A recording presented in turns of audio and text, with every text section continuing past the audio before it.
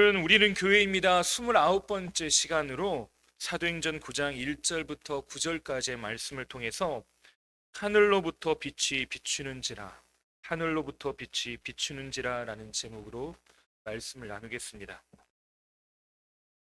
예전에 한 마을에 대해서 소개해 드린 적이 있습니다. 노르웨이 수도 오슬로에서 떨어진 리우칸이라고 하는 마을인데요. 이 마을은 1905년 한 사업가가 산속의 폭포로 전기를 만들어서 비료 공장을 만들어 운영한 것으로부터 만들어진 마을입니다. 주민의 대부분은 이 비료 공장과 관련이 있는데요. 문제는 이 마을 자체가 깊은 협곡 안에 갇혀 있어서 1년의 절반 이상, 6개월 이상은 햇빛이 들지 않는다는 겁니다. 슬라이드를 한번 보여주시겠습니까? 마을이 이런 깊은 협곡 안에 있고요. 하나 더 넘겨주시겠어요? 마을이 이렇게 생겼습니다. 왼쪽에 보이는 작은 좀 커다란 건물이 방금 말씀드렸던 전기를 발전해서 비료 공장으로 사용하는 곳이랍니다. 노르웨이는 여러분이 아시는 것처럼 북극과 가까이 있기 때문에 북해에 좋지 않은 기상 상황, 그래서 햇볕이 참 귀한 나라라고 합니다. 근데 이 리우칸이라고 말은 노르웨이의 지정학적 위치뿐만 아니라 깊은 협곡에 있어서요, 거의 햇볕을 받을 수 없는 상황입니다. 생계를 위해서 살아가야 하는 곳이지만 역설적이게도 살기 위해서는 어려운 환경을 받아들여야만 하는 곳이 바로 이 리우칸이라고 하는 마을인 거죠. 그래서 이 마을의 사람들은 햇볕을 받지 못하면 우울증에 걸리기 쉽기 때문에 회사에서 만들어준 케이블카를 타고 매일같이 산 꼭대기에 올라간답니다. 거기서 햇볕을 쬐는 일을 반복하고 우울증에 걸리지 않기 위해서 엄청난 노력을 한다고 해요. 근데 이런 도시에 드디어 볕이 들어오기 시작했습니다. 프랑스 파리에서 온 예술가 마르틴 안드레센이 그동안 여러 사람들이 상상 속에만 존재했던 거울로 햇빛을 비추게 하는 아이디어를 실현시킨 겁니다. 슬라이드를 하나 더 보여주시겠어요? 이게 평상시의 모습입니다. 캄캄한 상황인데요. 여기에다가 어떤 아이디어를 했냐? 다음 슬라이드를 보면 햇볕을 산 위에 거울을 만들어서요, 마을에다가 비추는 일을 하는 겁니다. 안드레센은 마을 반대편에 있는 산 꼭대기에 반사경을 만들어서 햇볕이 들지 않는 협곡의 마을에 햇볕을 비춰내자라고 하는 겁니다. 이 거울은 태양의 움직임에 따라 컴퓨터로 자동으로 미세 조정되어서 정확하게 마을 광장으로 이 빛이 모아지게 만들었답니다. 거울이 만들어지기 전에는 온 동네가 암흑이었습니다. 그런데 그때 빛이 비춰지기 시작한 겁니다. 그랬더니 이 변화는 그 마을의 빛이 비춰진 것으로만 끝나는 것이 아니라 사람들의 마음에 활력이 찾아오기 시작하는 것이에요. 우리 마을에도 드디어 빛이 비춰지는구나. 우울증으로부터 어려움을 겪었던 사람들이 마음들이 바뀌어지기 시작했다는 거죠. 마을 주민들은 얼마나 기쁘고 행복했던지 이 빛이 비춰지는 그날을 기념하여 축제를 벌였답니다. 다음 슬라이드 보시겠어요? 이게 아까 거울이고요. 한번 더 넘겨. 마을 광장에 지금 거울로 빛이 비춰진 것을 기념해서 축제를 벌이는 장면이랍니다. 오늘 우리가 읽은 말씀도 비슷한 상황이 벌어집니다. 물론 이 리우칸 마을처럼 볕이 들어오지 않는 마을에 대한 이야기는 아닙니다. 어떤 이야기냐? 어둠 가운데 있어서 빛이 비춰지지 않았던 한 사람에 대한 이야기입니다. 스데반의 순교 장면에서 등장했던 사울, 그러니까 우리가 잘 알고 있는 바울이 오늘 말씀에 다시 등장을 합니다. 1절부터 2절 말씀 우리 함께 좀 읽어볼까요? 함께 읽어보겠습니다. 사울이 주의 제자들에 대하여 여전히 위협과 살기가 등등하여 대제사장에게 가서 다메섹 여러 회당에 가져갈 공문을 청하니 이닐 만일 그 돌을 따르는 사람을 만나면 남녀를 막론하고 결박하여 예루살렘으로 잡아오려 함이라. 사울의 지금 마음 상태, 심리 상태에 대해서 정확하게 이야기해 주는 말씀입니다. 1절을 보니까 위협과 살기가 등등하여 라고 쓰여 있습니다. 살기, 그러니까 쉬운 성경은 이것을 뭐라고 번역했냐? 죽이겠다는 생각으로 번역했고요. 우리말 성경은 죽일 기세라고 번역을 했습니다. 누군가를 죽이겠다, 없애야 되겠다라고 하는 마음이, 이 마음에 가득 채워지는 상태가 바로 사울이라는 거죠. 사람을 보면서 어떻게 하면 죽일까라고 하는 마음이 마음속에 가득한 것, 이게 얼마나 끔찍한 일인지 여러분 상상이 가십니까? 누구나 이런 마음들을 품는 건 아닌 것 같습니다. 근데 이 생각이 사울이라고 하는 사람, 그 인생 전체에 꽉 채워놓고 그의 삶을 흔들어 놓고 있더라는 것입니다. 자기 안에 있는 분노가 극에 달해서 시리아 다메섹, 해외 원정까지 떠나는 사울의 모습은 마치 이 분노를 어딘가 쏟아내지 않으면 안 될 것처럼, 안달이 난 사람처럼 보이는 것이 지금 오늘 말씀의 본문입니다. 그래서 바울은요, 자신에 대해서 이야기할 때마다 이 상황, 이 사건에 대해서 꺼내놓습니다. 스스로 뭐라고 자기를 이야기하냐? 살리는 사람이 아니라 죽이는 사람이었다. 세우는 사람이 아니라 넘어뜨리고 무너뜨리는 사람이었다. 하나님이 하신 일을 부흥케 하는 사람이 아니라 해방하는 사람이었다라고 소개를 하고 있어요. 사울의 인생에 그 마음의 분노로 가득 채워져서 그것이 마치 하나님의 열심인 것처럼 보이지만 자기의 열심으로 끝나고 자기 분노를 마음속에 가득 채워놓는 사건들로 끝나버리는 상황이었다는 것이죠. 그랬던 사울의 인생에 드라마틱한 변화가 일어납니다. 3절 말씀을 함께 읽어보겠습니다. 사울이 길을 가다가 다메섹에 가까이 이르더니 호련히 하늘로부터 빛이 그를 둘러 비추는지라. 사울이 지금 목표한 방향, 길이 있습니다. 그 길은 어디냐? 다메섹까지 가는 거예요. 다메섹에 왜 갑니까?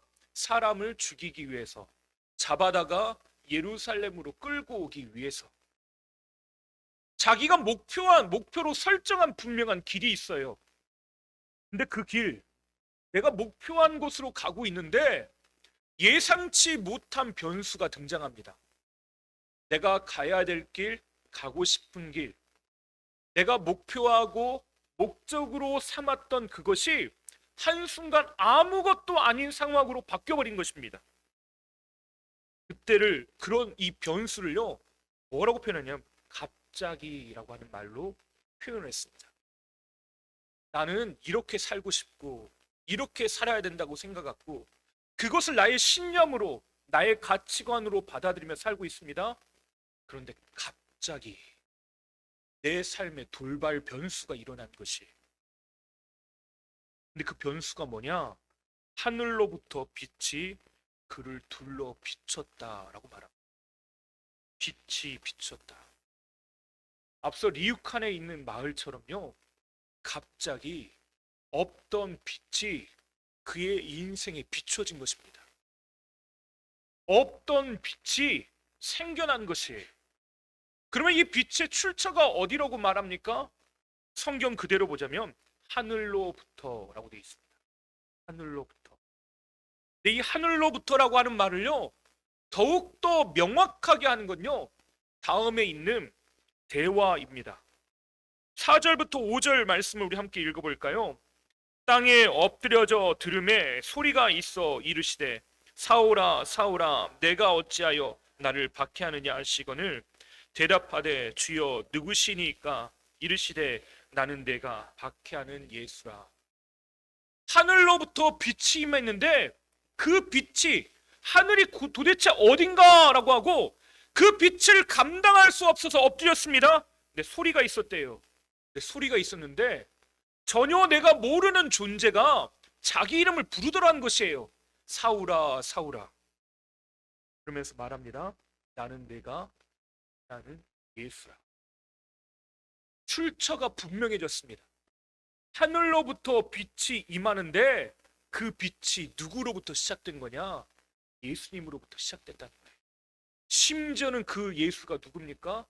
내가 박해하고 있던 예수. 나의 목표는요, 그 예수를 없애고요, 그 예수가 말하는 걸로부터 귀를 막고요, 그 예수가 내 앞에 인생에 나타나는 것을 가리우고 치워버리는 것이 인생의 목표입니다. 그것을 붙들고 사는 사람들을 없애는 것, 그 사람들을 죽이는 것이 인생에 가지고 있는 목표, 내가 가야 될 결론, 결과물이라고 생각하며 살고 있는 겁니다. 그렇게 달려가고 있어요. 근데 이 특별한 사건을 기억하는 사도행전 22장은요, 오늘 말씀 9장에 나오지 않는 예수님을 만났을 때 시간대가 등장을 합니다. 사도행전 22장 6절 말씀을 제가 읽어보겠습니다. 가는 중 다메섹에 가까이 갔을 때 오정쯤 되어 호련히 하늘로부터 큰 빛이 나를 둘러 비치매. 다메섹에 가까이 갔는데 그때 시간을 뭐라고 하냐? 오정, 정오랍니다. 한낮. 그럼 한낮이면 어떤 때인지 아시겠죠? 햇볕이 가장 강한 때입니다.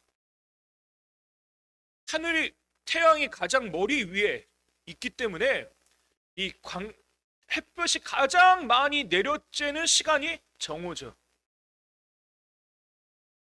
그 태양빛이 가장 강렬한 때, 심지어는 중동이기 때문에 이 중동의 뜨거운 한낮 태양 앞에 사울은 지금 빛을 경험했다고 말하고 있어요. 그렇다면 이 빛은 어떤 빛입니까? 방금 말씀드렸던 한낮의 태양빛일까요? 그것을 내가 몰랐던 태양빛이 갑자기 더 내려쬐져서 예수님인 걸 알았을까요?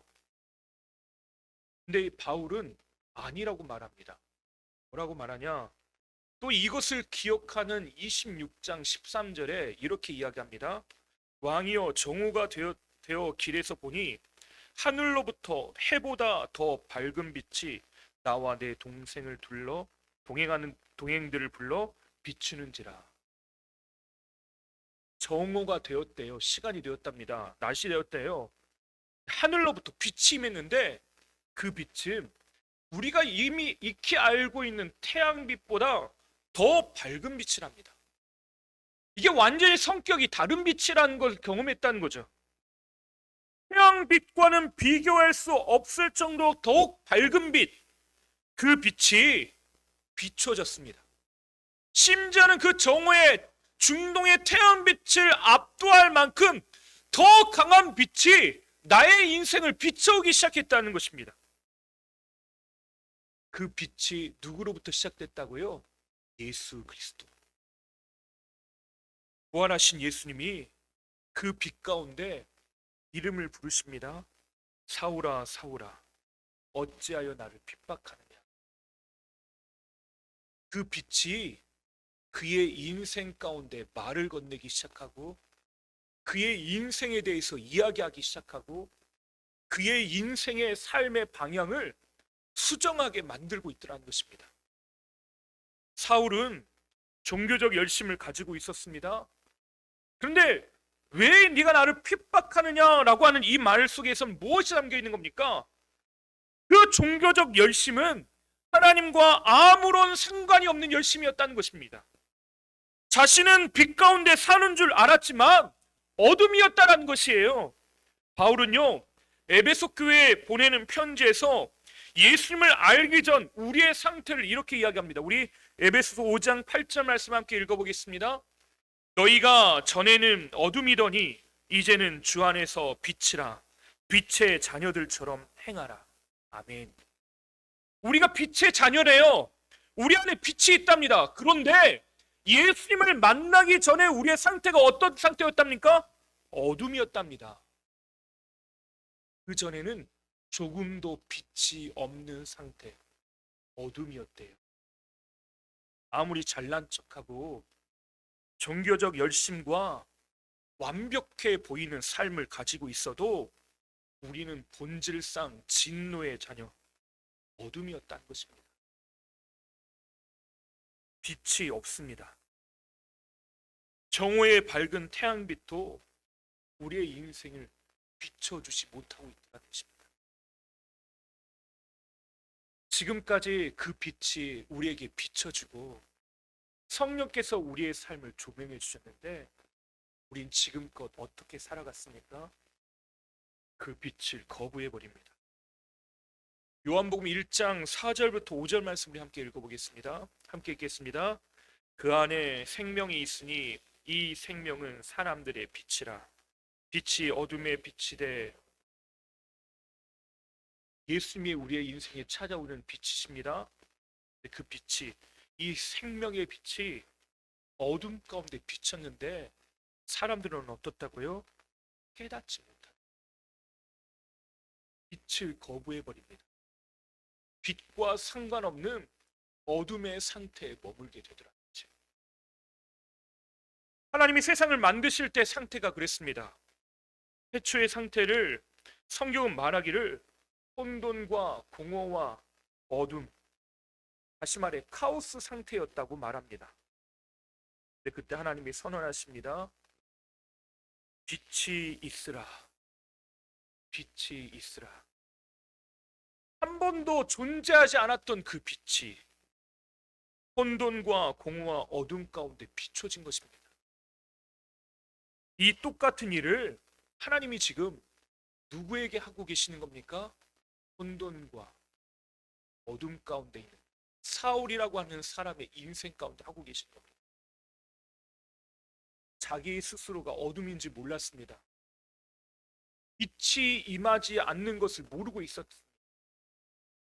그 어둠 가운데 살고 있었는데 주님께서 내가 한 번도 경험하지 못했던 그 빛을 내 인생에 비추시고 만들어내시더라는 거죠.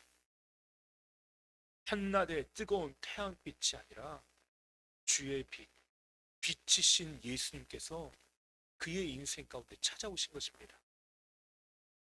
그러나 사람들은 착각합니다. 하나님이 빛이 있으라고 하실 때 하나님이 태양을 만드신 줄로 착각합니다. 태양이 있어야 빛이 있다 생각하는 거죠. 그러나 이건 분명히 착각입니다. 이런 착각은 우리의 삶의 태도에서 그대로 드러납니다. 우리의 인생에 빛이 비춰지고 내 인생이 빛나려면, 내가 행복한 삶을 살려면 필요한 조건들을 우리의 머릿속에 떠오릅니다. 이것도 있어야 되고 저런 것도 있어야 되고 이런 것도 해, 이런 것도 누려야 돼. 우린 그래야 행복해요. 가장 먼저 머릿속에 떠오르는 거, 뭘 가져야 행복할까? 운이 있으면 행복할 것 같습니다. 여러분, 복권 가게 지나가다가 혹시 복권 1등 당첨되는 상상을 해보신 적 있으십니까? 그 상상을 하면서 얼굴 찡그리는 분들을 제가 한 번도 본 적이 없습니다. 에이씨, 재수없게 내가 1등 당첨됐어. 이런 생각을 갖는 분들은 아무도 본 적이 없습니다. 그러면서요, 머릿속에 행복의 나래를, 상상의 나래를 엄청나게 펼쳐갑니다. 내가 복권 1등에 당첨되면 이것도 하고 저것도 하고 이런 것도 하고 너무 좋을 것 같아. 이렇게 생각합니다. 우리가 행복하려면요, 그래도 돈이 있어야 됩니다. 건강도 있어야 되고요. 필요한 여러 조건들, 머릿속에 지나가는 것들이 참 많습니다. 이것이 해결되면 행복할 거야. 여러 조건을 만족해야 된다고 우리는 생각해요. 공부도 잘해야 되고 잘생기기도 해야 되고 행복의 여러 조건들을 갖춰야 된다 생각합니다. 근데 문제가 뭡니까? 이런 행복의 조건을 만족하지 못하니까 불안하고 염려하고 걱정하고 근심하는 겁니다. 이것이 나에게 바닥났다, 소진되었다, 없다, 결핍되었다 생각하는 순간 나도 모르는 사이에 불안이 엄습해 옵니다. 나도 모르는 사이에 내 마음속이요, 혼돈과 공허와 어둠으로 가득 차져요. 내 마음속에 나도 모르는 사이에 이 조건들을 만족하지 못한다라 생각하는 순간 나의 모든 삶이 무너지는 걸 경험하게 되더라는 것입니다. 끊임없이 남들과 비교하면 나에게 돌아오는 건 공허함밖에 없습니다. 착함과 의로움을 겸비하고 부족한 무언가를 채우고 무언가를 가지려고 합니다. 태양이라고 하는 어떤 물리적 조건이 있어야지만 빛이 임한다고 착각하는 것입니다. 근데 여러분, 성경은 정말로 그렇게 말하고 있습니까? 앞서 말씀드린 것처럼 이건 분명한 착각입니다. 하나님이 빛이 있으라 말씀하실 때 하나님은 태양을 만드신 게 아니에요. 태양은 넷째 날 한참 후에나 만드십니다. 그걸 이 태양이 없음에도 불구하고요, 하나님은 이 빛을 낮이라 칭하시고 낮과 밤이 3번이나 더 지나갑니다. 태양은 언제 만들어졌습니까? 넷째 날 만들어집니다. 오히려 태양에게 뭐라고 하냐면 이 빛을 주관하라고 하나님은 만드셨답니다. 다시 말해 섬기는 청지기로 태양을 만들어 놓으셨을 뿐 빛 그 자체가 아니라는 거예요. 진짜 빛은 무엇입니까? 하나님이시라고 말씀하고 계십니다. 하나님이 말씀하시는 빛은 태양이 존재하기 때문에 생겨나는 결과물이 아니라 하나님이 계시기 때문에 만들어진 인생의 결과물이라는 것입니다. 그렇다면 하나님이 빛이 있으라라고 말씀하실 때 이 빛은 우리의 인생의 어떤 조건을 만족해야지만 임하는 빛이 아니라 하나님이 말씀하시면 임하는 빛, 하나님이 우리와 함께 거하시면 임하는 빛이라는 것입니다. 사울의 인생 가운데요, 주님을 온전히 바로 알고 깨달았기 때문에 빛이 비춰진 겁니까? 아니요. 그 주님이 찾아오셨기 때문에, 그 주님이 말씀하셨기 때문에 그 빛이 임한 것입니다. 내 인생에 빛나기 위한 여러 여타 조건들, 그것이 있으면 좋죠. 하지만 그게 전부가 아니라는 것입니다. 내 인생을 빛나게 하는 건 누구 때문이라는 것입니까? 주님 때문이라는 것이에요. 주님 한 분만으로 우리의 인생에 충분하다고 말씀하고 계시는 겁니다. 우리가 하나님의 자녀로 살아가고 이 땅에서 빛으로 살아가는 그 존재로 살아가는 방식은 무엇으로 가능한 것입니까? 돈도 좀 있고, 내가 뭐 여유도 있고, 시간도 좀 있고, 내가 가진 것들이 있고, 자랑할 만한 것이 있고, 그래야 빛나는 인생이 아니라 주님 때문에 빛난답니다. 세상에서 환난을 당합니다. 어려움을 당해요. 내 인생의 결핍들을 경험합니다. 하지만 이 빛을 소유한 사람은요, 세상을 살아가는 방식 자체가 달라요. 세상을 바라보는 관점 자체가 다릅니다. 그 빛을 소유한 사람은 다른 여타 조건을 자랑하지 않습니다. 무엇을 자랑합니까? 내 안에 거하시는 예수 그리스도, 그 주님으로 충분하다는 거죠. 그래서 요한복음, 앞서 살펴봤던 요한복음에서 이렇게 말합니다. 요한복음 1장 9절부터 13절 말씀을 함께 읽어보겠습니다. 참 빛 곧 세상에 와서 각 사람에게 비추는 빛이 있었나니 세상은 그로 말미암아 지은 바 되었을 때 세상이 그를 알지 못하였고 자기 땅에 오매 자기 백성이 영접하지 아니하였으나 영접하는 자 곧 그 이름을 믿는 자들에게는 하나님의 자녀가 되는 권세를 주셨으니 이는 혈통으로나 육정으로나 사람의 뜻으로 나지 아니하고 오직 하나님께로부터 난 자들이. 뭐라고 말씀하십니까? 세상이 그 빛을 다 거절했습니다. 그를 알지 못했대요. 그런데 우리에게 요구하는 건 딱 하나입니다. 그분을 영접해라. 그분을 우리의 인생 가운데 모셔드려라. 그 참 빛이 우리의 인생을 비추게 하라는 것입니다. 그 거울 하나가요, 산 위에 세워지니까 리우칸이라고 하는 마을에 빛이 비춰진 것처럼요, 우리의 인생의 빛이 비춰져도 장애물들을 주님을 바라보기로 결정하고 결단하라는 거예요. 그러면 어떻대요? 혈통으로나 육정으로 사람의 뜻으로 나지 아니야. 무슨 말입니까?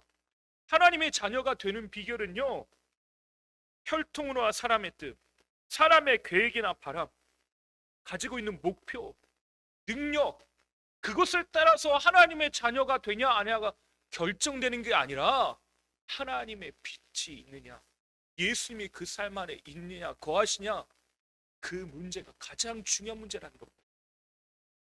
하나님이 우리에게 요구하시는 건 딱 하나입니다. 주님이 임마누엘, 하나님이 우리의 인생 가운데 함께 하심을 믿으며 살라는 것이죠. 요한복음 12장 46절 말씀 함께 읽어보겠습니다. 나는 빛으로 세상에 왔나니 무릇 나를 믿는 자로 어둠에 거하지 않게 하려 함이라. 아멘. 하나님이 사울이라고 하는 삶, 그 어둠 가운데 있는 인생에 태양과 전혀 다른 그 빛을 비춰주십니다. 그래서 이제는 어떻게 살게 하길 원하신다고요? 어둠 가운데 사는 것이 아니라 빛 가운데 살게, 빛의 자녀로 살게 하신답니다. 사울은 지금까지 이 일들을 겪고 있었습니다. 지금 자기 자신에게 일어난 일들이 도대체 무엇인지 알지 못합니다. 하지만 그 빛을 만난 이후에, 그 부활하신 예수님을 만난 이후에 그 이전과 이후가 완전히 달라집니다.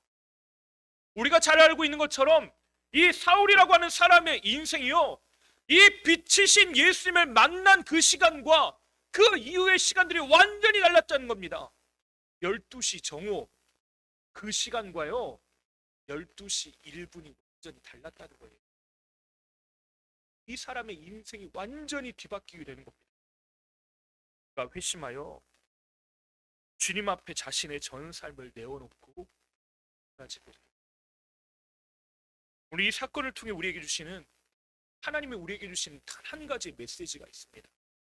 그 분명한 메시지는 참 빛인 예수님께서 이 사울의 인생뿐만 아니라 나의 인생의 빛을 비추시기 원하신다는 것입니다. 내 마음의 문을 열어 주님을, 그 빛이 내 삶에 임하기를 한다는 것입니다.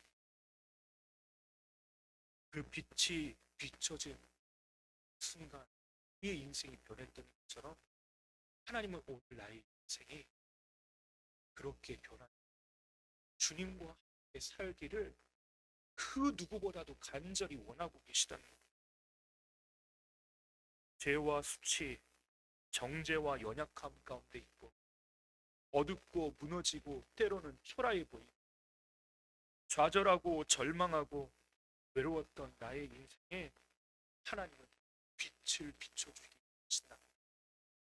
고난과 절망 가운데 일어날 힘조차 없던 나에게 빛을 비춰주기 원하시되, 자기 열심으로 하나님이 원하시는 길이 아니라 다른 길로 가고 방황했던 인생에 빛을 비춰주기 원하신다.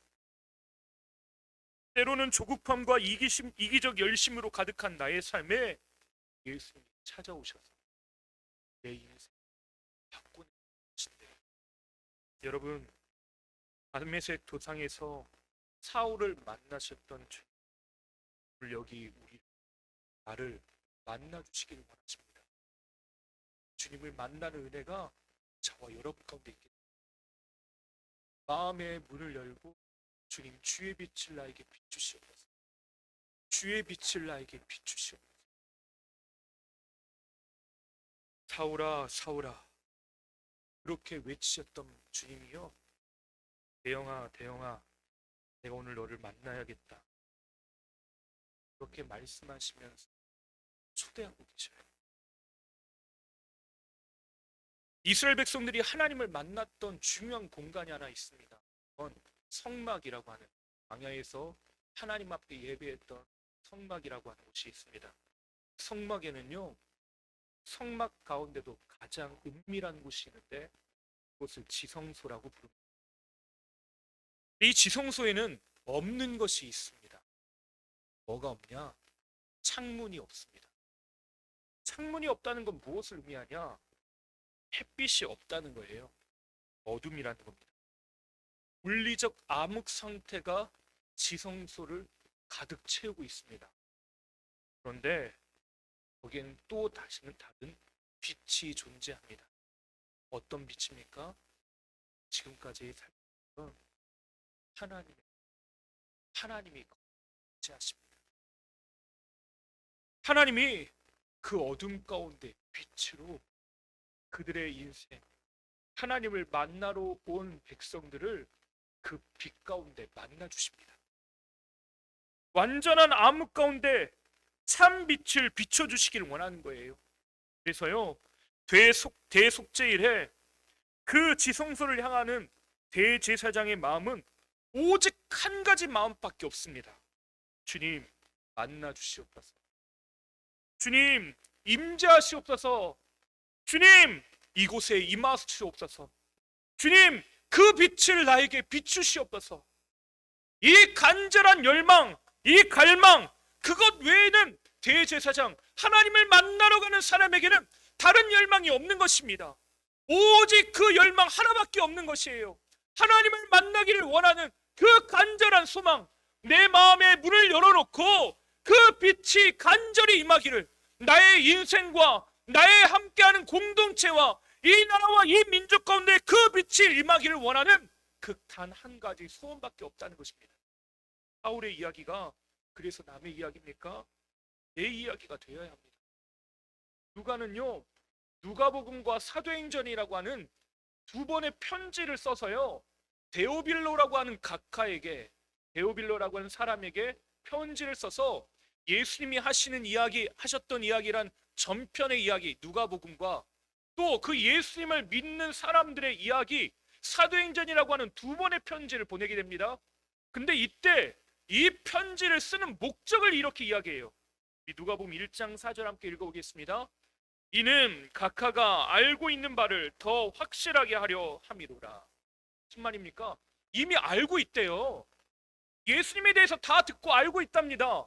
심지어 이 데오빌로로 가는 사람의 이름의 뜻이 하나님께 사랑받는 자라는 뜻이랍니다. 데오, 하나님, 빌로, 필로스, 하나님께 사랑받는 자라고 하는 이름을 가지고 있는 사람, 예배도 드렸고 또 성경에 대해서도 알고 공동체 모임에서 은혜도 나눴습니다. 근데 이 사람에게 뭘 요구하는 겁니까? 정보와 지식이 아니라 하나님을 그 빛이신 예수님, 그 인생 가운데 찾아오시는 그 주님을 더욱더 명확하게 친절하게 만나기를 소원하더라는 것입니다. 오늘 이 예배가 우리가 걸어가는 섹터, 하나님의 빛이 임하고 하나님을 다시 온전히 만나고 주님과 동행하는, 주님을 만나는 인생의 빛, 주님이 비춰주시는 그 빛이 오늘 나의 삶 가운데, 우리의 삶 가운데 비춰지고 우리의 삶이 완전히 변화되어지는 그 놀라운 은혜가 있게 되기를 바랍니다. 특별히 이번 11월 한 달 동안 감사한 달로 특별한 시간을 보내고 있습니다. 이 하나님을 만나는, 우리 가운데 빛을 비추시는 참 빛이신 예수님을 뿐만 아니라 오늘 저녁부터 연속 기도회로부터 시작되어지는 제100차 전교인 24시간 연속 기도회가 참 거룩한 빛이 내가 기도하던 그 자리에 쏟아져나오는 그 빛이 내 인생을 압도하는 놀라운 은혜를 경험하는 회색 도사시길 바랍니다. 약 80여 분의 기도 헌신자들이 헌신해 주셨습니다. 하나님은요, 80명 전체를 퉁치시는 게 아니라 하나님은 각자에게 이 은혜의 빛을 비춰주실 줄 믿습니다. 내가 앉은 자리, 내가 하나님 앞에 기대하는 그 자리, 하나님의 빛이 임하는 것입니다. 뿐만 아니라 사정상 교회 나와서 기도하지 못하지만 시간과 장 하나님 앞에 빛이 하게 될 것입니다. 하나님은 주님을 찾는 자들 만나 주시겠다. 그 약속의 말씀을 함께 읽어보겠습니다. 이사야 55장 6절 말씀 함께 읽겠습니다. 나에게 하시는 하나님의 약속이라고 믿고 간절한 열망으로 간절한 마음으로 함께 읽겠습니다. 너희는 여호와를 만날 만한 때 찾으라. 가까이 계실 때. 아멘. 예레미야 33장 2절과 3절을 또 읽어보겠습니다. 함께 읽겠습니다. 나오나요? 함께 읽겠습니다. 이를 행하시는 여호와, 그것을 만들며 성취하시는 여호와, 그의 이름을 여호와라 하는 이가 이와 같이 이르시도다. 너는 내게 부르짖으라. 내가 내게 응답하겠고 내가 알지 못하는 크고 은밀한 일을 내게 보이리라. 아멘. 하나님의 분명한 약속이 있으십니다. 만나고 싶으시대요. 하나님이 싶으시다. 내 인생의 그 빛을 비추시기를 원하신다. 이 주님으로 인하여 우리의 청춘 그 어느 때보다 나는 된 삶이 되시기를, 이 약속을 믿음으로 하나님 앞에 나아가시는 저와 여러분 되시기를 주님의 이름으로 축원합니다. 기도하겠습니다.